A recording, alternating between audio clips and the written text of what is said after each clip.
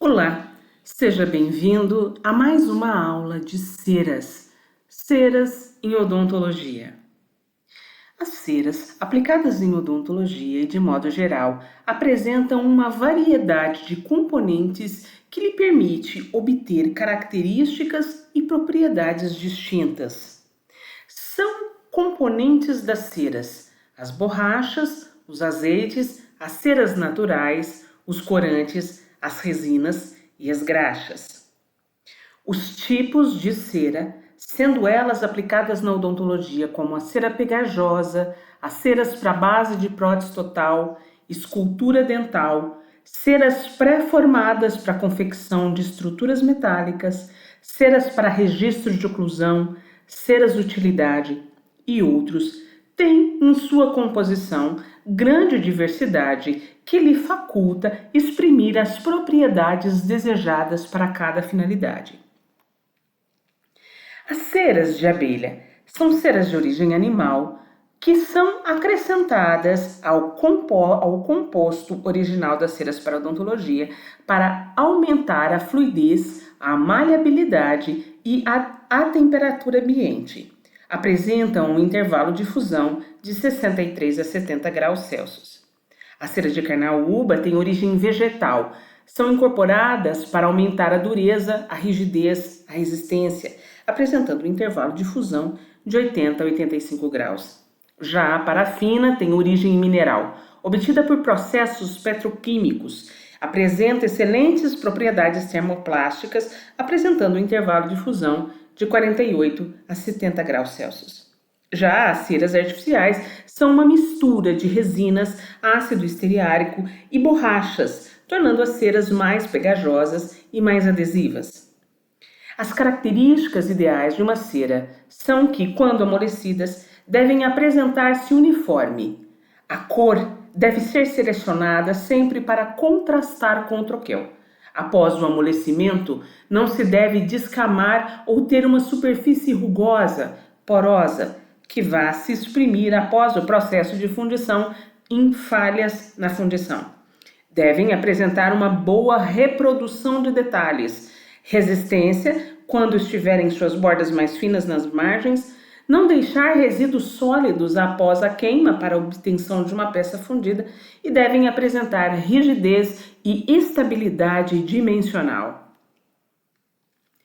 Termoplasticidade. Termoplasticidade é a capacidade que tem as ceras de amolecer mediante a ação do calor. Assim, observamos que as ceras elas não apresentam um ponto específico de fusão, mas um intervalo de fusão, que corresponde à média das temperaturas de fusão de todos os seus componentes. Ou seja, é a passagem do estado sólido para o estado líquido, estado no qual onde se obtém as maiores possibilidades de se esculpir e se realizar o enceramento de uma peça. Fases de plastificação. As ceras, elas apresentam, na passagem do seu estado de sólido para líquido e sólido novamente, as fases de plastificação. Assim, temos a cera em estado comercial no estado sólido. Com o aquecimento e a indução da fusão, temos a passagem do estado sólido para líquido. Após a liquefação, obtemos o que desejamos na foto a ser observada, um corpo de prova, ou podemos fazer um enceramento. Com muito cuidado, observem essa imagem onde demonstramos o estado líquido em que a cera em contato com uma concha ou colher passa para o estado líquido. Temos que ter muito cuidado durante o processo de enceramento para a obtenção de uma peça para que essa cera não seja queimada.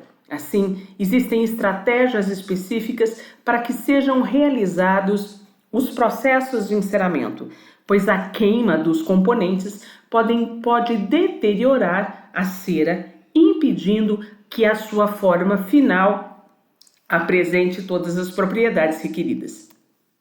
Assim, as ceras odontológicas, elas podem ser empregadas em muitos procedimentos. Aliás, poucos são os procedimentos na odontologia que nós obtivemos sem a utilização das ceras odontológicas. Na imagem a seguir, nós observamos que a realização de um cupping, a realização de um enceramento de diagnóstico é feita através de um enceramento para que tenhamos obtenção final de um provisório, de uma prótese final.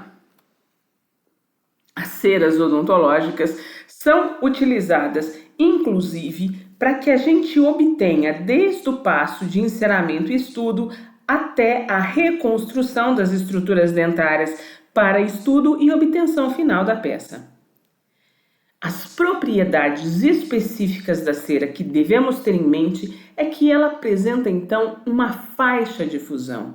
A cera apresenta expansão térmica e suas propriedades mecânicas podem ser alteradas em função de tensão residual e sua ductibilidade. A faixa de fusão. Como as ceras são constituídas por vários componentes, possuem uma faixa de fusão e não um ponto de fusão.